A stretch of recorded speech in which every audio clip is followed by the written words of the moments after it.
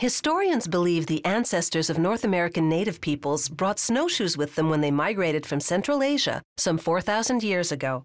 Today, the tradition of snowshoe making lives on, thanks to skilled artisans who make them much the same way their ancestors did, with a few modern improvements. Every snowshoe frame comes from a single piece of hard wood, usually white ash. The craftsmen start with a 2-meter strip about 20 millimeters thick. Using a planer, they thin the middle down to about 12 millimeters. Then it's onto a table saw where they taper each end to a fine point. They take the trimmed pieces, known as bows, and hammer steel braces onto each one. These support the wood where it's thinnest, so it won't break later on during the bending process. They put the bows in a steam chamber to soften the wood.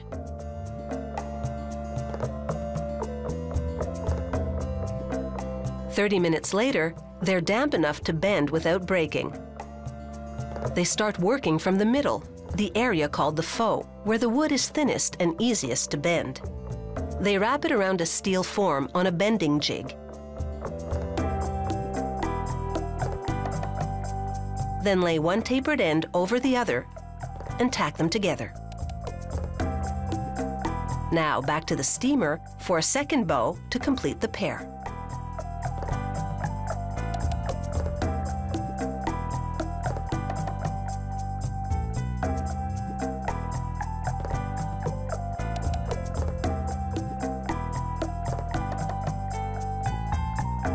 A temporary crossbar over the width of the frame holds the shape.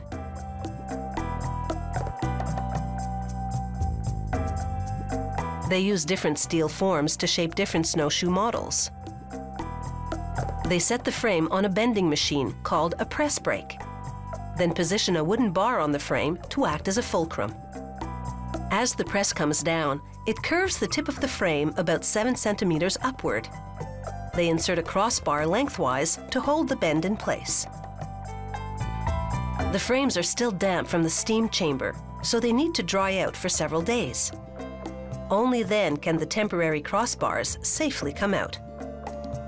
The craftsmen then sand the wood to a smooth finish.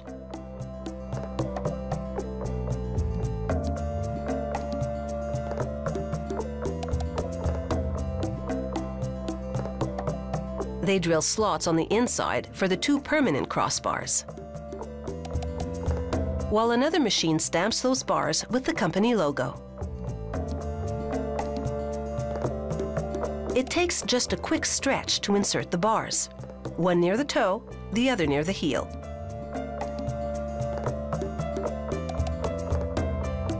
Now the frames go for a dip in a vat of oil-based varnish to seal and waterproof the wood. Once the varnish dries, the frames are ready for lacing. In keeping with tradition, the laces are animal hide. Wetting it makes it easier to cut into long, thin strips. A skilled weaver threads her needle, then begins by hooking the rawhide lace through a nylon thread that runs along the inside perimeter. She nimbly builds up a pattern of webbing that always begins and ends with a series of triangular shapes. This intricate weaving technique is a traditional skill passed down through generations of First Nations women. She finishes by wrapping up the heel end of the frame with rawhide, then pulling it tight. Now that the toe piece is finished, she starts weaving the middle piece.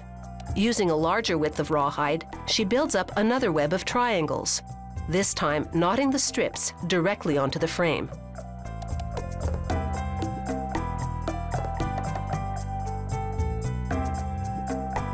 Finally, she weaves an opening to leave room for the bindings that hold the snowshoe to your boot. Once the rawhide dries, the webbing will lie taut across the frame. The last step, another coat of varnish to seal and protect both the wood and webbing. And now, these traditional snowshoes are ready to make some tracks.